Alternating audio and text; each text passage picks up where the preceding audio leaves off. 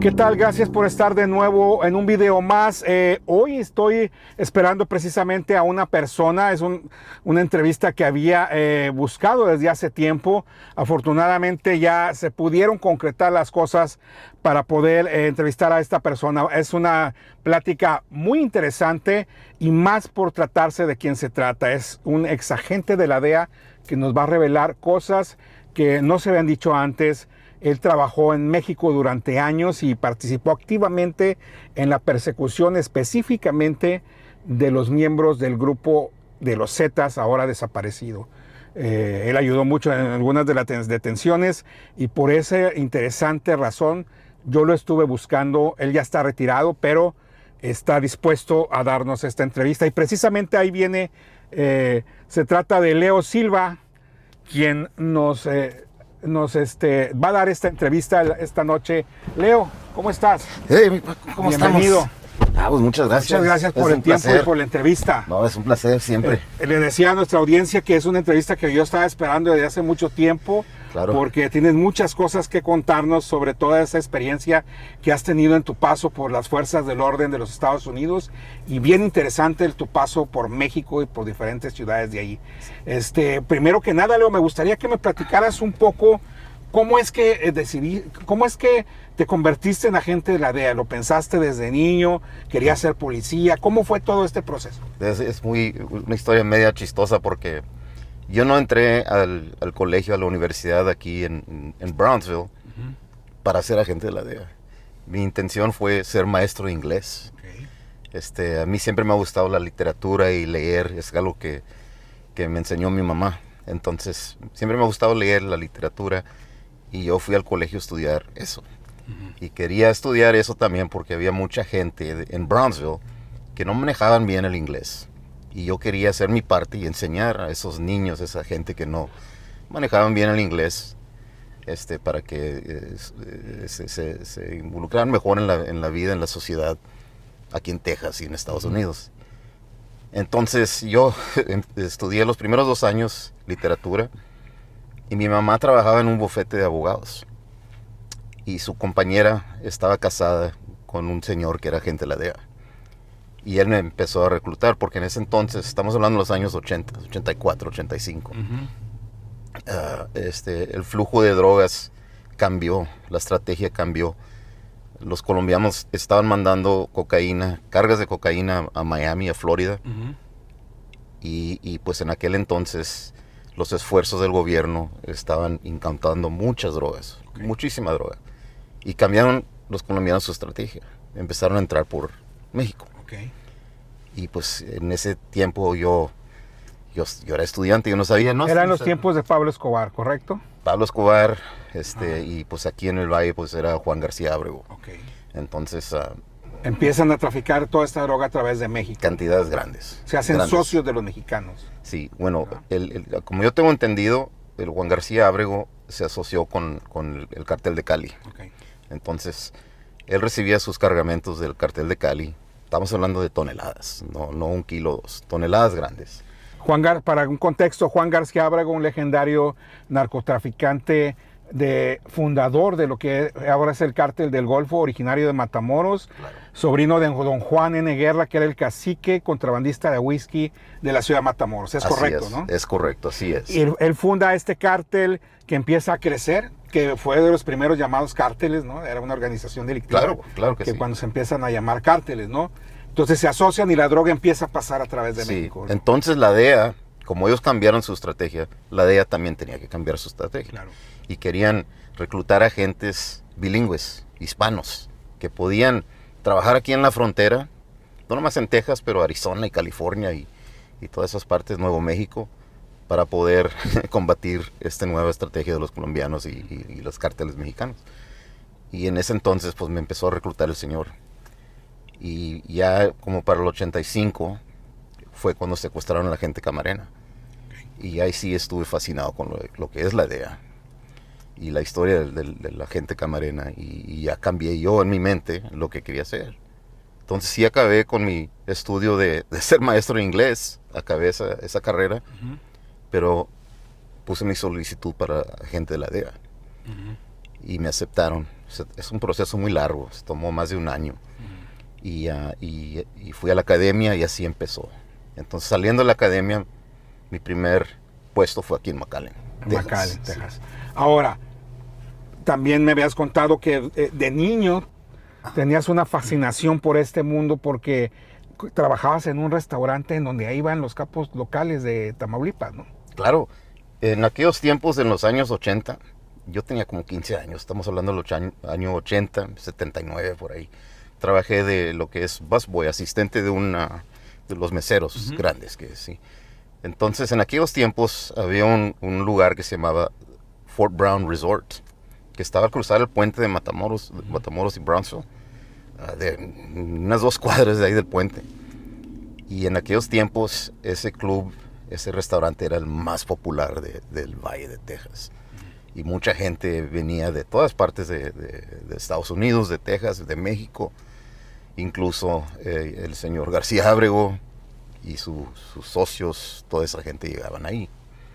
Entonces yo tenía 14, 15 años y yo no sabía, yo no tenía idea de qué era el cartel ni nada de eso, ni de la DEA ni nada. Pero lo que sí me impresionó es que una noche me dijo el mesero principal, me dijo, oye, jovencito, muéveme esa mesa de ahí, quítalos de ahí.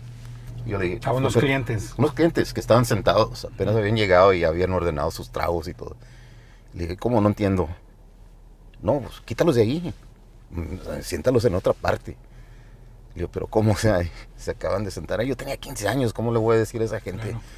Dice, pues hazlo porque ahorita viene el señor y él necesita esa mesa, es su mesa favorita. Pues, ¿quién es el señor? Dice, mira, nomás haz tu trabajo. Y yo pues con mucha pena fui y le dije a la gente, mira, disculpe, pero esta mesa ya estaba reservada y pues sí se enojaron y todo. Y ya vino el mesero mío y dijo, no, es que disculpe, pero aquí les van a mandar unos tragos gratis y que todo eso. Y se movieron toda una familia para otra mesa. Y llegaron estos señores, yo no sabía quién eran. Pero resulta que era Juan García Ábrego y sus socios que llegaron ahí a hacer negocio, a comer, a cenar y tomar sus whiskies y escuchar la música y pasarla bien y hacer su business. ¿Y era común que fueran a este lugar? Claro que sí, pues era el lugar más popular en casi todo el valle en aquellos tiempos. Era en Brownsville. En Brownsville, Texas. O sea que él se movía por los 2 lados de la frontera. Claro, fácilmente. Entonces, en ese restaurante, el resort, en la noche había un antro que se llamaba The Resaca Club, muy popular en los años 70 y 80. O sea, Miami tenía su lugar, New York tenía su lugar, pero aquí en Brownsville teníamos Resaca Club. Okay. Y iban toda esa gente ahí, pues yo estaba fascinado, pues ¿quiénes son? Mi papá era el gerente, unos asistentes del gerente. Y le pregunté a mi papá un día, oye jefe, ¿quién son ellos? Dice, mira, no hagas preguntas, tú nomás haz tu trabajo. Son gente muy mala y tú nomás no digas nada, tú nomás acepta tu tip. Cuando se acabe la noche, vete para la casa y ya no andes haciendo muchas preguntas. Entonces ahí empezó tu curiosidad y tu inquietud por saber quiénes eran esas personas. ¿Quiénes son que pueden levantar toda una familia? Claro. Y la gente pues se hace a un lado y los respetan tanto? Bueno, y volviendo ahora nuevamente a tu carrera dentro de la DEA, esa curiosidad y ese interés por saber quiénes son los que manejan el mundo de la delincuencia te sirvió después como en tu carrera, ¿no? Sí, entonces... Después de McAllen, ¿qué pasa? Bueno, yo vine aquí a McAllen y luego yo puse mi solicitud para ir a Guadalajara. Okay. Y fui a Guadalajara y también fascinado porque es otro nivel de traficantes en México, en Guadalajara, lo que es Monterrey. Aquí en McAllen son la gente que responden a los que proveen las drogas. Y allá pues empecé a trabajar un grupo que trabajaba en Michoacán, que muy grande también, toneladas y toneladas de cocaína, que wow, me quedé fascinado. Un nivel muy grande. Estamos hablando del Armando Valencia, que fue, como quien dice, el fundador, lo que es ahora el Cartel de Jalisco, Nueva Generación. Okay. Sí. Era una familia, los hermanos Valencia, ¿no? Valencia, sí. Entonces ellos traían 20 toneladas de cocaína a la vez. O sea, estamos hablando de cantidades súper grandes, mega grandes. Y pues estuvimos en esa investigación y muchas otras. En Guadalajara, ¿cuánto tiempo permaneces ahí? Estuve 3 años y luego me ascendieron de puesto y regresé a McAllen como supervisor. Okay. Regreso a McAllen y otra vez nos involucramos en un caso muy grande. El blanco era que le decían el comandante. Nosotros no sabíamos quién era el comandante. Todo lo que teníamos un número de teléfono. Y con mi experiencia en México empezamos a hacer el rastreo de esos teléfonos y dimos con una persona que se llamaba Carlos Landín Martínez, alias el Puma. Total, para hacerla corta, hicimos una investigación grande, arrestamos, no sé, muchísima gente, 30 personas y decomisamos mucha droga y dinero. Pero a Carlos Landín no lo encontrábamos. Con mucha tecnología que teníamos, vigilancia electrónica, investigaciones bancarias y todo, no podíamos dar dónde está Carlos Landín. Entonces una vez yo estaba haciendo una carne asada en mi casa y mi esposa me dice, pues se te olvidó el elote para la carne asada. Le digo, bueno, déjame ir al H-E-B a comprar el elote y a la vez voy a comprar hielo para las cervezas, los refrescos, ¿no? Y estoy en el H-E-B revisando los elotes y pasa un señor enfrente de mí. Y dije, este señor yo lo conozco. Y volteó como 2 veces. Es Carlos Landín. Ahí lo topaste. Carlos Landín iba acompañado con dos muchachos como que lo estaban cuidando. Y yo todavía dije, no puede ser. No puede ser Carlos Landín aquí en el H-E-B, ¿sí? Y lo seguía dentro de la tienda y fue a comprar una sandía. Y él inspeccionó su sandía y dije, tengo que confirmar que es él antes de hablarle a todo el mundo, ¿no? Y fui y pasé por enfrente de él, muy cerca, y nos vimos a los ojos los dos. Y pues, yo tenía su foto en mi escritorio ahí, en la puerta de mi escritorio. La puerta, cuando entra uno a mi oficina, ahí estaba la puerta y tenía la foto de Carlos Landín. Y pues sí, es él, claro. Es él. Para hacer la corta, le hablé a mi equipo y tenía un muchacho que trabajaba con la policía de McAllen. Y lo siguieron, lo pararon y verificaron su identidad. Y era Carlos Landín. Y ahí lo aprendieron. Ahí lo arrestamos. Fíjate, como a veces yo digo reportero sin suerte, no es reportero. Sí. Agente especial de la DEA sin suerte, no es agente especial de la DEA. A veces la suerte está de nuestro lado, ¿no? Sí, entonces fue suerte, fue un golpe de suerte. Si no voy a comprar elotes al H-E-B claro. Ese día, pues a lo mejor no me hay cosas que a veces no nunca lo hubiéramos creer. Encontrado, quién así sabe. Es. Sí, entonces... Bueno, ¿y cómo vas a dar a Monterrey, León? Sube aquí, se acabó el caso del Puma y puse mi solicitud para Monterrey. Porque me quedé fascinado, me quedé con el piquete de trabajar en México. Y aparte el país está hermosísimo, me gustó mucho. Mi tiempo en Guadalajara, y viajamos por todas partes de México. Ciudad de México, Aguascalientes, Manzanillo, Colima, Puerto Vallarta, todas partes. Y puse mi solicitud para Monterrey y me aceptaron. Entonces yo empecé a ir a Monterrey en septiembre de 2007. Y ya cuando llegué fijo en el 2008, mi jefe me llamó a México. Nuestros jefes trabajaban en la embajada en Ciudad de México.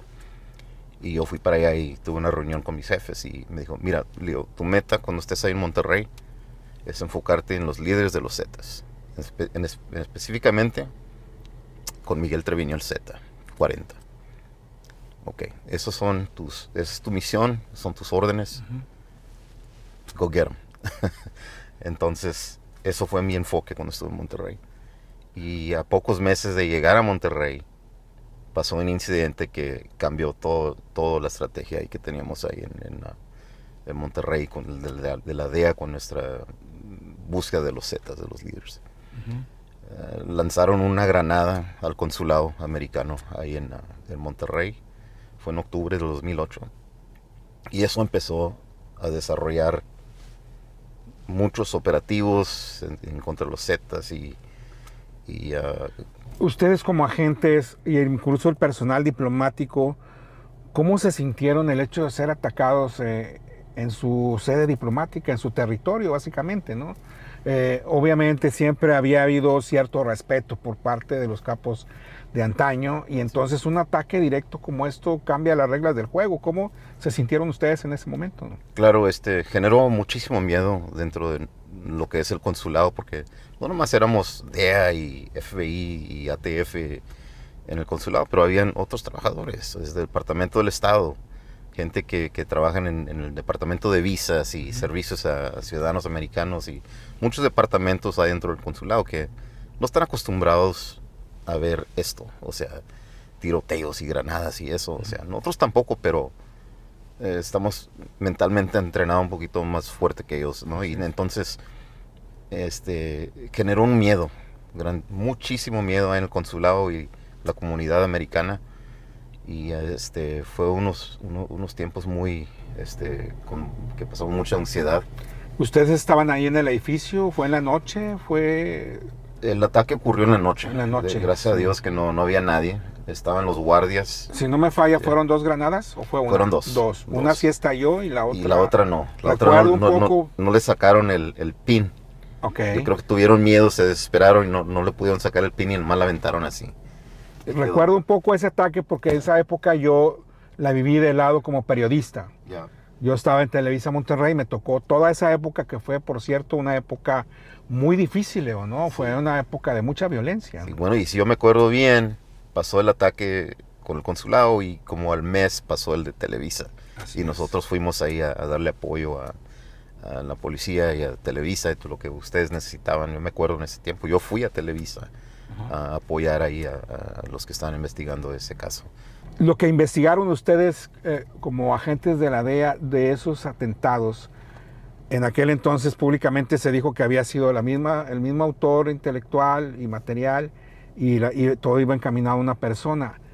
¿Qué fue lo que ustedes investigaron por su parte y cómo dieron con esa persona como para señalarla como la culpable de esos ataques? Sí, primeramente cuando yo llegué cada investigación empieza con coleccionar inteligencia. Claro. Y eso es lo que estamos haciendo, inteligencia Miguel Treviño, sus socios, el que era el jefe de Plaza de Monterrey, nos enfocamos en él, y era un muchacho que se llamaba Sigifredo Nájera Talamantes, alias El Canicón. Muy famoso. Sí, entonces El Canicón era una persona muy sanguinaria, y él era el jefe de Plaza de Monterrey en ese tiempo, y él fue el que mandó a esa gente a tirar las dos granadas.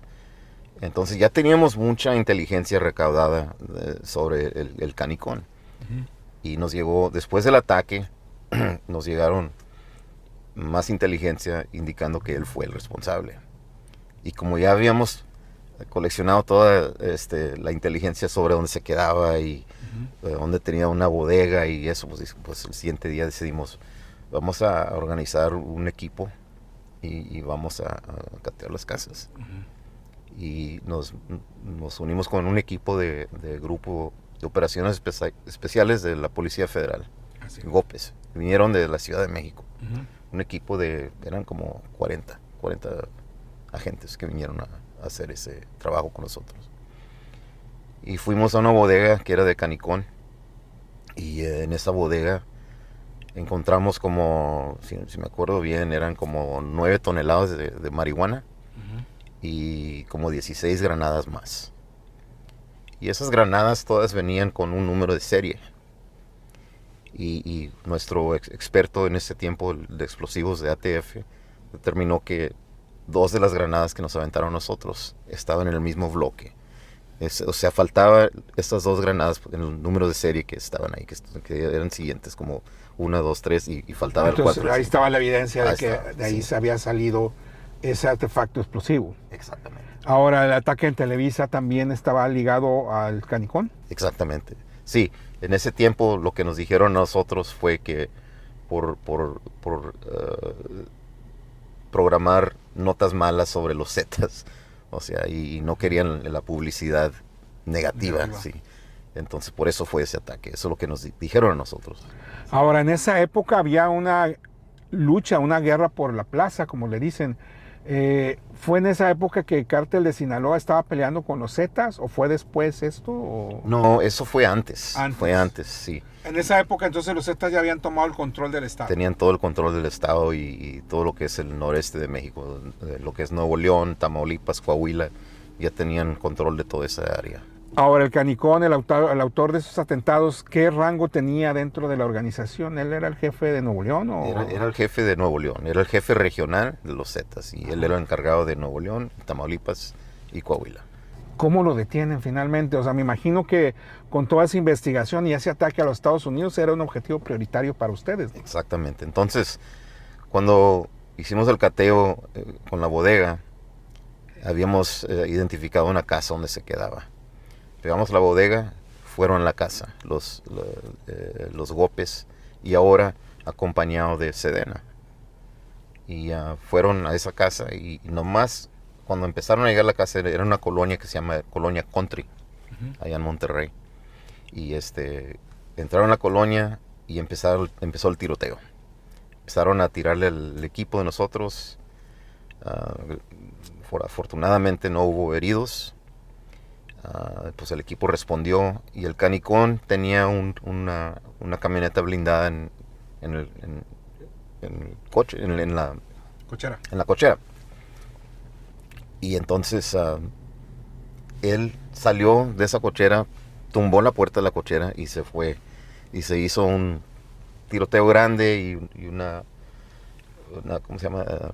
Persecución. Una persecución grande que se fue hasta Constitución en Monterrey. Es la arteria principal en Monterrey, yo creo. Y pasaron enfrente del consulado americano otra vez. Okay, otra vez. Y donde pasaron enfrente del consulado americano, otra vez sacaron un rifle y pum, pum, volvieron pum, pum, a disparar. Dispararon al consulado otra vez. ¿A qué hora era esto? Esto ya era como las 8 de la mañana. O sea, había gente en el había consulado. gente, ya había mucha gente.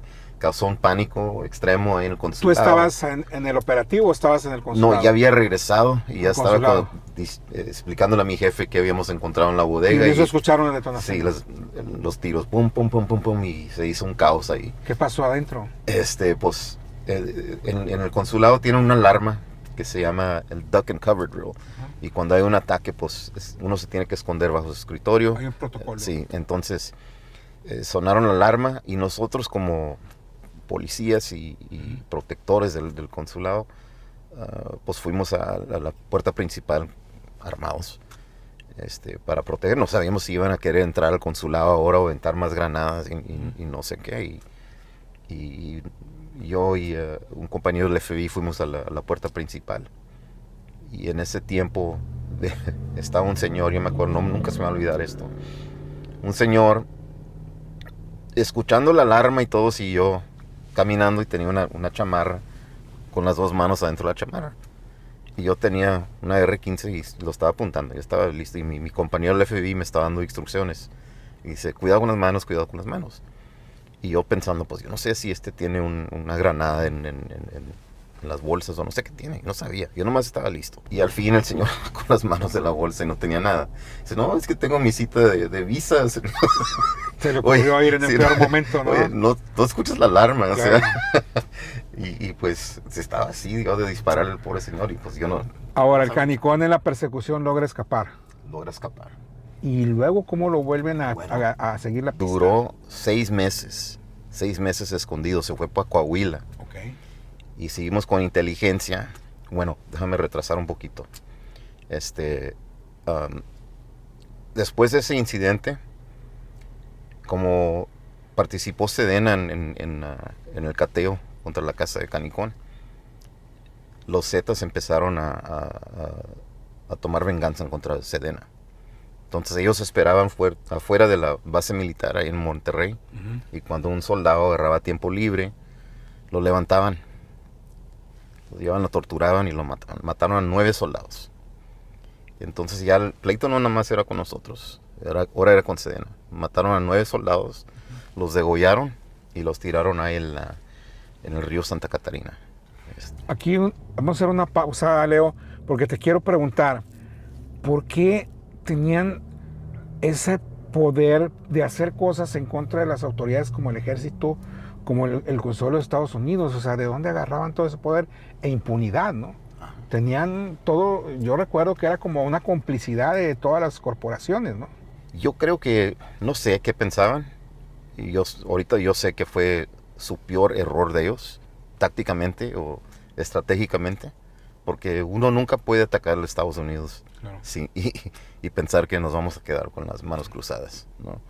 Y Sedena es lo mismo. Mataron a 9 soldados jóvenes y yo fui a los servicios que le hicieron a los 9 muchachos ahí en la base militar y estaban enojadísimos y querían colaborar con nosotros para atrapar el canicón. Y es algo que en México casi nunca se había visto. Yo cuando estuve en Guadalajara era muy difícil hablar con los de Sedena, no querían hablar con nosotros. O sea, ellos no querían saber nada de nosotros.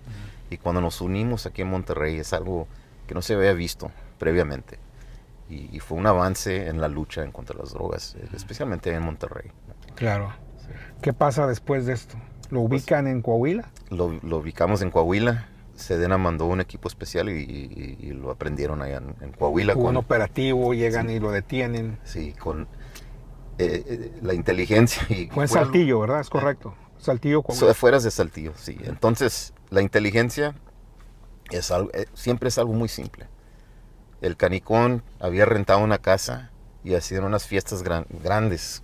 Hacían mucho ruido y hasta las 4 o 5 de la mañana y lo que pasó es que un vecino se quejó. Y la policía pues no hacía nada. El canicón tenía todos pagados.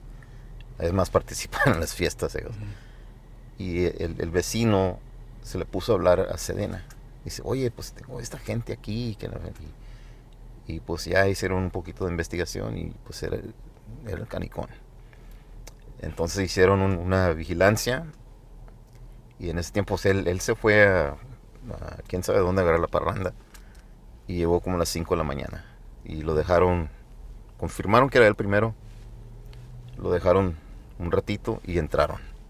Y cuando lo agarraron, pues él todavía estaba bajo los efectos del alcohol y de su fiesta anterior. Y lo agarraron, pues no sabía ni qué estaba pasando. Y agarramos a él y es una contadora de él, que era una de las principales contadoras de los Zetas. Y una cantidad de dinero y así lo agarraron. Ahora, Leo, ¿cómo trabaja, cómo se puede trabajar en un lugar tan peligroso como en esa época era Monterrey, en donde no sabes en quién confiar? Tienes que ser muy cauteloso sobre con quién haces equipo, porque según yo recuerdo, y te lo pregunto a ti, muchos de los policías locales participaban, eran cómplices de estas personas, ¿no? Los llamados policetas, ¿no? Exactamente. Por eso nosotros nos unimos con Sedena y nuestro equipo de Policía Federal. El equipo de Gópez no tenía nada que ver con el equipo que manejaba García Luna ni Ramón Pequeño y esas personas. Eso era aparte. Este era otro grupo aparte de ese equipo. Ese equipo de García Luna y Ramón Pequeño eran un grupo vetado por la DEA, pero cada vez que le hablábamos a ellos, pues nunca se hacía nada. Entonces, o sea, ustedes hablaban directamente y nunca, pues cuando tenían una información y nunca... Queríamos primero decirle como a Ramón Pequeño, mira, queremos hacer este operativo acá y acá y acá. Y ok, luego te los mando. Y se hacían unos paros y siempre nunca se hacía nada. Ya para cuando nos iba a mandar el equipo, pues ya era muy tarde. Ya se habían escapado. Claro. Entonces fuimos con este equipo, Gópez, que no tiene nada que ver con García Luna ni nada de eso.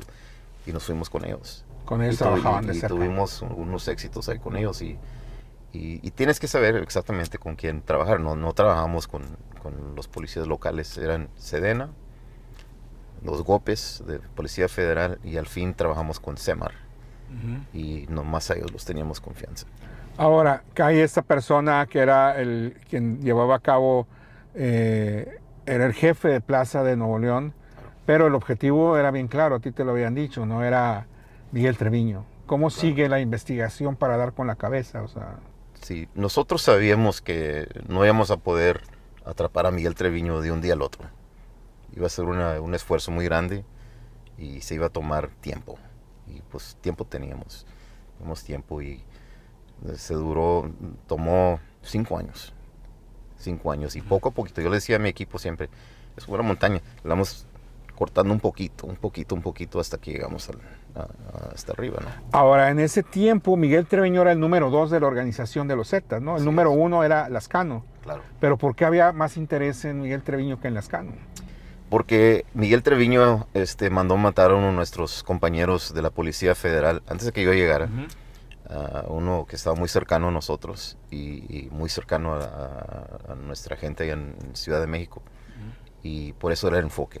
También queríamos a Lascano, pero él era el principal. Y sabíamos que si dábamos con Treviño íbamos a dar con Lascano.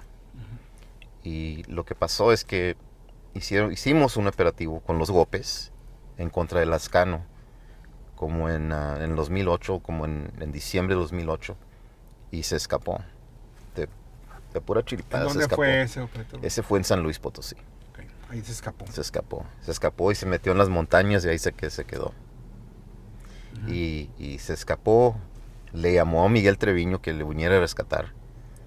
Y Miguel Treviño fue y lo rescató y lo llevó a Coahuila.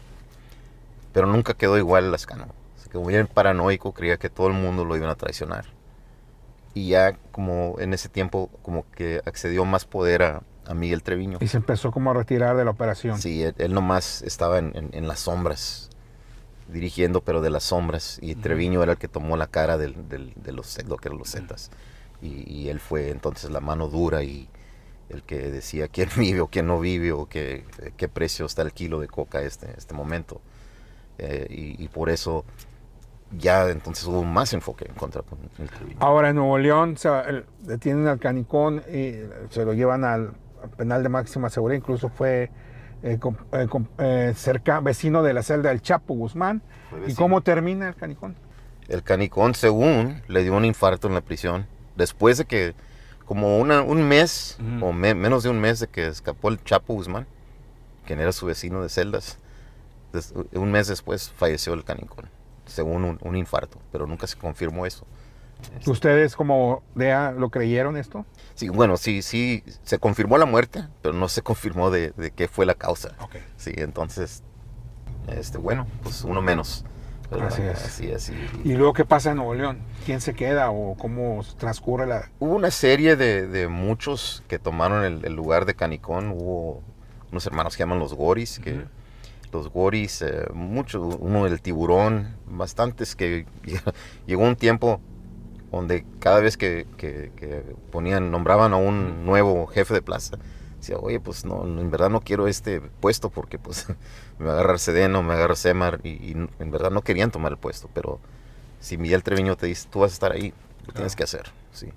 Entonces, pero fue una serie de muchas personas que tomaron el lugar de Canicón y ahorita pues ya la organización se ha fracturado tanto que ya ni sabe uno quién es quién. Sí. Ahora, en ese tiempo también en San Pedro había otra organización que era los Beltrán Leiva, que creo que hasta la fecha siguen teniendo injerencia allí. Pero específicamente en ese lugar, yo recuerdo, si me podrías tú platicar algo, que hubo una alianza entre ellos dos, ¿no? Una alianza entre los Zetas y los Beltrán Leiva. Lo que era San Pedro era un lugar seguro. No nomás para Beltrán Leiva, para todos los cárteles. Pero ya cuando empezaron los conflictos entre el cartel del Golfo y los Zetas, pues ya no era tan seguro. Y ahora Beltrán Leiva pues tenía pleito con Chapo Guzmán. Y ya pues los del cártel de Sinaloa no podían venir a San Pedro porque pues ahí estaba Beltrán Leiva y apoyados por los Zetas y ya no era un lugar seguro para todos los cárteles que venían ahí antes. A de cuenta, pues mandaban sus hijos a la escuela ahí porque era un lugar seguro. Ahí vivían, entonces ahí no había problemas. Mandaban a sus familias o pasaban vacaciones ahí, cosas así.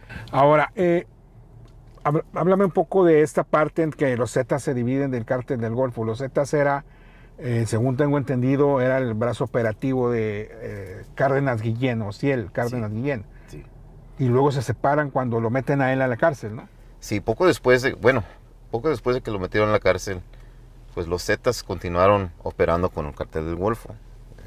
Colaboraban y entonces pues los Zetas empezaron a ganar más poder, estaban ganando más dinero y realmente cuando se fue Ociel Cárdenas, el nivel del líder no era igual. No era igual, se declinó un poquito el nivel. El liderazgo. Sí, el liderazgo y los Zetas vieron eso y querían tomar la oportunidad esa para reclamar todo ese territorio. Y se fracturaron y pues hasta la fecha yo creo que todavía tienen un conflicto ahí, sí. Pero eso fue. Entonces se separan ellos, hacen su propia organización criminal y ellos, según tengo entendido, le ponen un perfil más violento y con cosas diferentes a esa manera de ejercer la violencia, ¿no? Sí, los Zetas fueron, como quien dice, pioneros en la violencia que hoy se ve como normal en México. Lo que es las ejecuciones grabados en videos y que los mandan a las redes sociales. Eso no se decía antes. Los Zetas empezaron todo eso. Y ahora es una cosa normal. Los narcocarteles. Todo eso, sí. Colgando la gente de los puentes. Todo eso empezaron ellos. Era como... Haz de cuenta, tomaron el libro de operación de los terroristas en el Medio Oriente, ISIS, Hamas, los talibanes. Y eso lo vamos a usar aquí. Para asustar a la gente, generar miedo, para que nos hagan caso y nos paguen el piso que le pedimos. Ahora, ustedes como agentes de la DEA, o tú en lo personal, cuando ves ese grado de violencia, cómo está todo agravándose y esa manera de operar de ese tipo, con ese tipo de cosas tan drásticas, colgando gente de los puentes, ¿qué sentías? O sea, ¿sentías todavía más el deber de ir tras ellos, de seguir la cacería de todas esas personas que habían tenido como meta ustedes detener? Sentíamos muchas cosas, principalmente impotencia a veces. A veces llegaba a la casa y decía, ¿cuándo se va a parar todo esto? ¿Qué podemos hacer? Hoy, este día ya se acabó, mañana es otro día, vamos a seguir adelante. Y nunca, lo que pasó es que nunca perdimos la esperanza que íbamos a poder hacer una diferencia. Pero sí, sentimos mucha impotencia, aparte miedo, o sea, hubo algún tiempo en Monterrey donde tuvieron que sacar a todas las familias de Monterrey por el peligro, por el nivel del peligro. ¿Las familias de quién? ¿De ustedes? De los trabajadores del consulado. Entonces fue un puesto, el primer consulado en México donde no se permitían familias, nomás los trabajadores, adultos nada más. Ahora todos vivían en San Pedro también, que era la zona segura, en San Pedro, ¿no? Sí, pero si tú tenías niños en la escuela, se convirtió en un puesto de nomás adultos. Si tenías niños en tu familia, tenías que ir y muchos se fueron, muchísimos se fueron. Leo, dentro de toda esta época tan violenta en Nuevo León, bueno, hubo muchos casos, como dices tú, de ejecuciones, secuestros, empezó a cobrar cuota de piso, todos los lugares de diversión como los bares, restaurantes, fueron invadidos por los cárteles para vender droga en esos lugares, etcétera, ¿no? Sí. Y dentro de esto, bueno, la violencia nuevamente vuelve a tocarlos. De repente, dos compañeros suyos que eran escoltas del cónsul desaparecen, ¿no? Los asesinaron en la calle, en la avenida Morones Prieto, cuando iban a su casa. Ese día fue otro día oscuro para el consulado.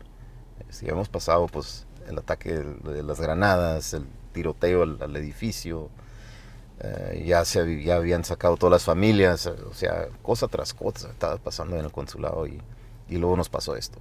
A los compañeros, los guardaespaldas del cónsul. Ese fin de semana, era un viernes, yo me acuerdo, ese fin de semana se iba a jugar el clásico, Rayados con Tigres, y uno de los compañeros, Ábrego, esa mañana yo llegué al consulado y pues empecé como quien dice, nosotros soncear. Dice, Ábrego, pues mis Rayados van a ganar mañana. Y no, jefe, que no, mis Tigres y que esto, que el otro. Y ahí pues estamos jugando, ¿no? Así como es una cosa normal de lo que es el clásico y el amor al fútbol y la pasión y todo eso. Y eso fue en la mañana, como a las 9 de la mañana. Y en la tarde, como a las 6, y ya él estaba muerto. Eso fue muy impactante para mí, para todos los del consulado, porque somos como una familia. Ellos salieron de su turno, iban para su casa y en el camino Exactamente. los ejecutaron. Ese día el cónsul iba a salir de vacaciones y ellos los escoltaron al aeropuerto. Y llegando al aeropuerto y se bajó el cónsul, él les dijo, ¿sabes qué? Váyanse para su casa temprano. Ya, pues yo ya no voy a estar ahí, pues váyanse para su casa. Entonces ellos llegaron al consulado, se quitaron sus sacos de trabajo y se pusieron su ropa, sus pantalones de mezclilla, subieron una moto, porque el compañero Zavala había comprado una moto y los dos eran vecinos y se fueron juntos en la moto. Salieron del consulado, no sé, en menos de 10 minutos los habían asesinado en Morones Prieto, a balazos. Ellos eran mexicanos. Mexicanos, eran ahí de Monterrey. ¿Eran comisionados con el consulado de alguna corporación? Ellos trabajaban con la Policía Estatal de Nuevo León. Me imagino que, bueno, luego de esto, obviamente es todavía más motivación porque los autores del crimen también eran parte de los Zetas. Claro que sí. Nosotros lo sabíamos, nunca pudimos sacar suficiente pruebas para decir, fue. Hasta la fecha no sabemos. Yo sé que fueron los Zetas. En ese tiempo ya estamos trabajando con CEMAR. Y la propuesta fue, cada persona que levantemos o que interroguemos o que con quien hablemos, pregúntales de esto, a ver qué saben. A todos. No vamos a dejar nada así a chance y vamos a investigar a profundidad qué pasó. Y pues desgraciadamente pues nunca pudimos dar con ellos. Y poco después de eso, eso fue, si me acuerdo, en 2011, en julio de 2011, y después pasó lo del Casino Royal en Monterrey. Que es otro capítulo más de esta tragedia que ocurrió en Monterrey y esta ola de violencia. ¿Ustedes cómo lo vivieron? ¿Dónde estabas? ¿Te enteras? Cuando ves el incendio, inmediatamente te das cuenta que es un atentado, o cómo ustedes se involucran aquí con esta investigación. Yo me acuerdo ese día, iba para mi casa a la comida, a la hora de la comida, y que voy viendo una nube grande así al norte de la ciudad, y ¿qué pasaría allá? Pero una nube, pero oscura, negra. Y pues, ¿qué pasó? Algo malo pasó, yo sé que no es algo bueno. Y nomás llegué a la casa y me hablaron del consulado. Hey, acaban de atacar el Casino Royal y está ahorita fuego, están los bomberos, todo el mundo está ahí. CEMAR va en camino para allá y en ese tiempo pues no sabíamos. Cerca de ahí del Casino Royal estaba el laboratorio del estado de Nuevo León y nosotros teníamos muchos compañeros ahí, íbamos a visitar muy frecuente, con mucha frecuencia. Y pues yo inmediatamente empecé a buscar a mis compañeros, ¿estás bien? ¿Está pasando eso? ¿Estás bien? Nomás para una contabilidad de dónde estaban. Así es. Para asegurar que todos estábamos bien y seguros. Entonces, desde el principio ustedes supieron que era un atentado. Yo no sabía hasta que me hablaron. Ya le dijeron. Sí, porque teníamos contactos con la policía estatal y ellos nos avisaron que fue un atentado. Recuerdo que inicia una investigación, 53 muertos, si no me falla la memoria. Hay una investigación obviamente va a dar nuevamente con los Zetas, ¿no? Exactamente. El motivo fue de que querían extorsionar a los dueños. En verdad, no sé cuál fue el motivo, eso fue lo que salió. Pero mucha gente inocente murió. Y también, como digo, es otro capítulo que... Wow, y todo eso pasó en un año, en el espacio de un año. Y sí que, déjame retroceder un poquito.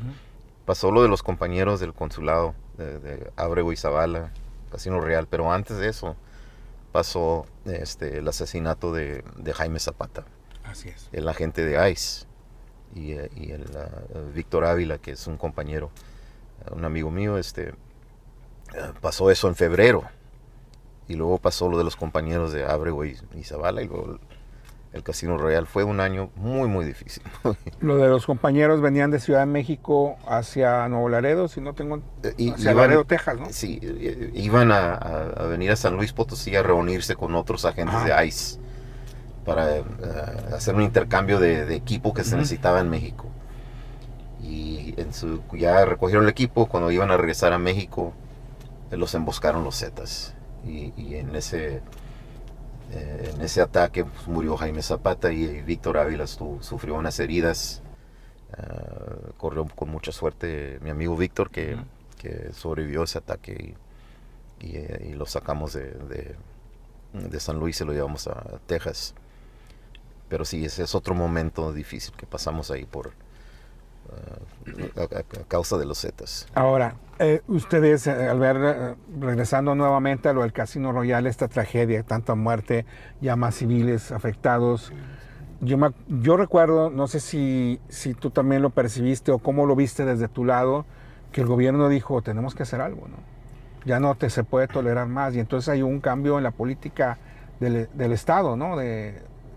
Lo que pasa es que en ese momento, cuando pasó el ataque de Casino Royal, el presidente Felipe Calderón le habló al gobernador de México, de Monterrey, disculpa, de Monterrey, y le dijo, ¿qué estás haciendo? O sea, ¿qué se va a hacer? Y había tanta presión a nivel nacional y a nivel mundial. Yo creo que llegó las noticias esas.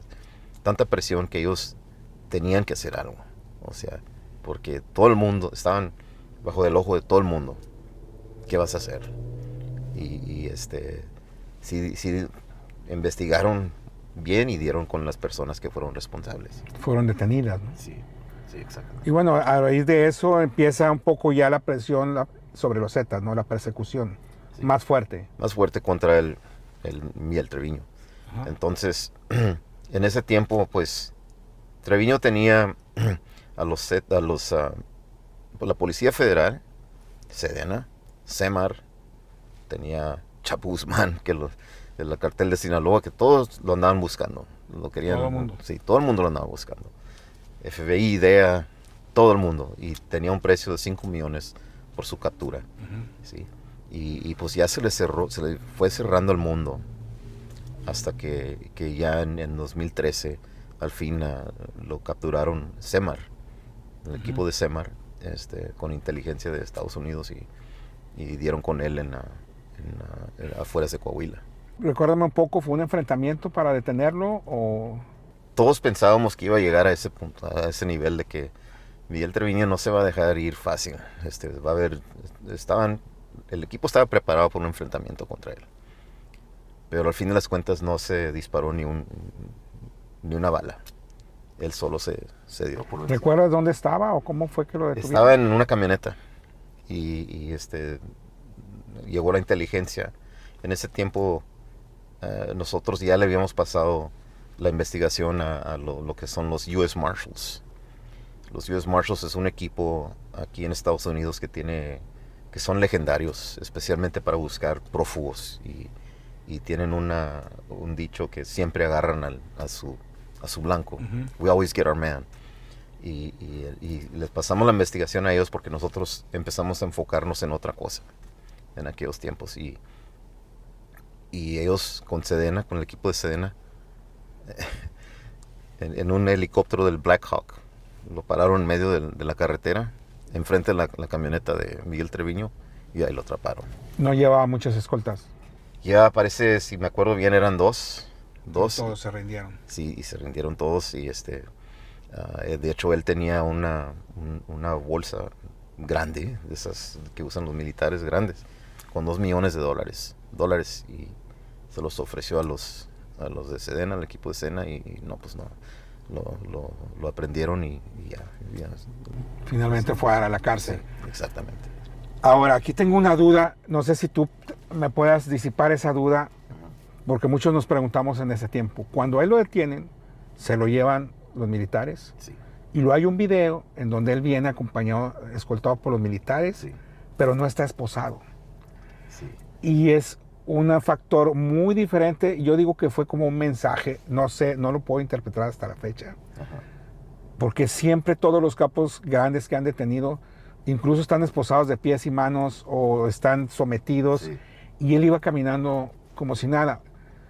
¿Tú qué sabes de esta imagen? ¿Por qué? En verdad, yo también me he hecho la misma pregunta y hasta la fecha también no sé. No sé por qué pasó eso.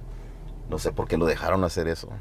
Como dices, siempre es un modo de los militares para controlar a la persona, enseñarles, nosotros estamos encargados ahora, tú no. Así es. Sí. Y en este caso no fue. En verdad, hasta la fecha todavía me pregunto eso.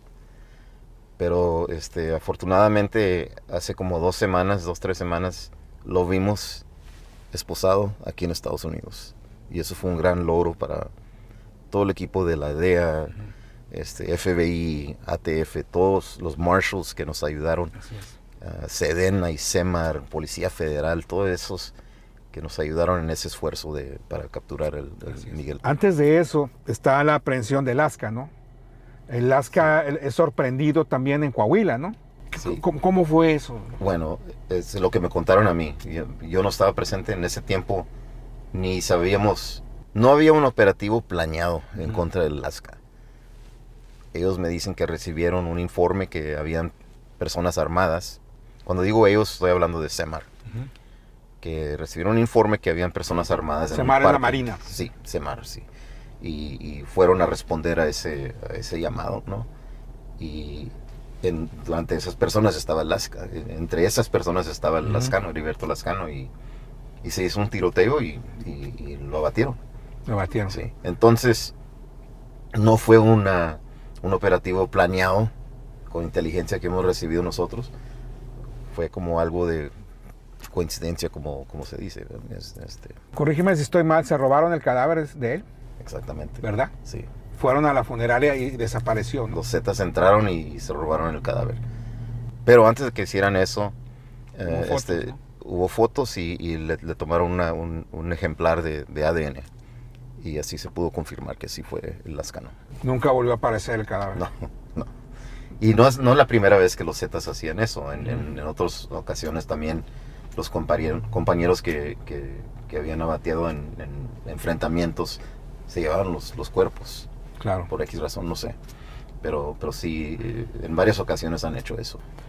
Ahora, Leo, hoy ya que vemos finalmente son extraditados tanto en Z40 Miguel Ángel Treviño como su hermano Omar Treviño en Z42. Sí. Dentro de este grupo de 29 narcotraficantes que fueron extraditados a Estados Unidos. ¿Ustedes cómo lo vieron? ¿Qué sienten? ¿Qué representa eso para todo el trabajo que hicieron arriesgando su vida en México? Todavía no quiero cantar victoria hasta que no vea que lo sentencian a cadena perpetua o pena de muerte. No quiero cantar victoria todavía. Es un gran logro que lo trajeron para acá a Estados Unidos. Aquí está enfrentando un juicio.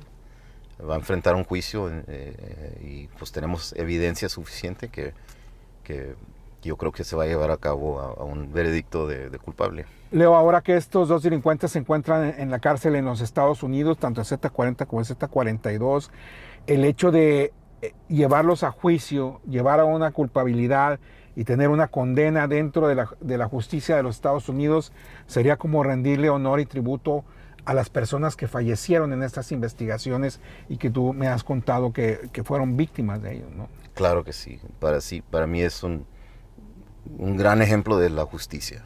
Tarde o temprano se va a llegar. Se va a llegar y gracias a Dios que ellos ya están en manos de autoridades estadounidenses y los van a llevar a juicio y en algún tiempo van a pagarlo por todo lo que hicieron. ¿En algún momento tú viste a los ojos a Miguel Treviño? ¿Lo viste en persona? No tuve la oportunidad, pero cuando lo agarraron, lo llevaron a México y uno de los compañeros que estaba en México lo entrevistó y no quiso decir nada. Y no voy a decir exactamente las palabras que le dijo a mi compañero, pero no fueron palabras muy o sea, un agradables. detenido Sí, todavía estaba sí, amenazante. Sí, claro que sí. Se siente la maldad con la persona esa. Él entra a un cuarto y se siente la maldad, se siente una oscuridad cuando él entra a un cuarto. Yo he tenido personas que me platicaban que cuando entraba en una reunión con los demás Zetas, unas personas estaban temblando del terror. transmitía. Sí, Transmitía. sí. Entonces, ese nivel de maldad tiene esta persona. Sí.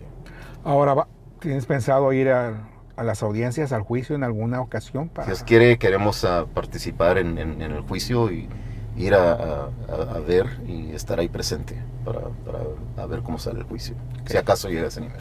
Ahora, las investigaciones que ustedes hicieron en aquel tiempo, toda esa evidencia que se ha recopilado, todos esos hechos que ocurrieron que ustedes pudieron documentar, ¿va a ser utilizado en esta corte? ¿Todo eso va a servir, el trabajo que hicieron ustedes, para poderlo llevar a una sentencia? Cuando nosotros empezamos nuestra investigación allá en Monterrey, ya habían cargos en varias oficinas, en Dallas, en Nueva York, en contra de Miguel Treviño. O sea, esas órdenes de aprehensiones ya estaban ahí listas. Entonces nosotros fuimos y recaudamos otras evidencias, pero para dar con él, Okay. ¿sí? Para poder arrestarlo y que enfrente esos cargos. Sin embargo, obviamente el trabajo de ustedes fue muy importante para que sí, se lograra pues, eso, ¿no? Claro que sí, fue un esfuerzo grande, como le digo, nos tomamos 5 años en llegar a ese logro, pero vale la pena, definitivamente. Leo, tú como hispano, como sangre mexicana, Sí, claro. ¿Cómo te sentías en medio de toda esa violencia en Nuevo León, ver una comunidad aterrorizada por toda esta situación?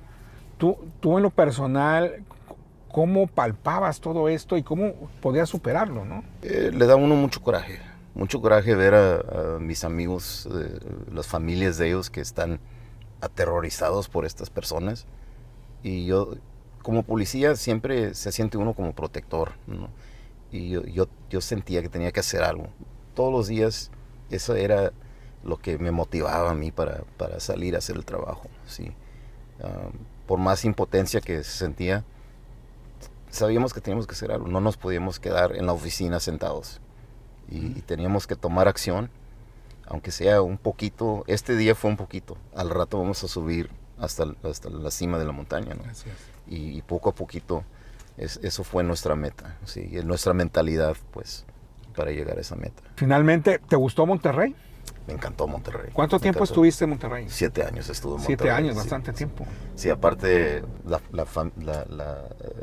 el ambiente, lo que es la comida, hice muchos amigos, muchas amistades allá. Es una ciudad hermosa, me encantó Monterrey, Guadalajara, todo lo que es México. Y por eso me daba coraje a mí, porque yo veía lo bello que es México y ahora vienen estas personas y lo arruinan. Claro. La gente ya no puede disfrutar un día en Santiago, Nuevo León, o sea, en una quinta o en las montañas, un recorrido por las montañas, porque tienen miedo de que los secuestren o pase algo, ¿no? Y eso me daba mucho coraje porque es una ciudad hermosa, bonita. Y claro que sí, me encantó mi tiempo allá. Leo, todo esto que hemos hablado y mucho más que cosas que se han quedado fuera por tiempo, está plasmado en un libro, ¿no? Aquí nos lo trajiste, Sí.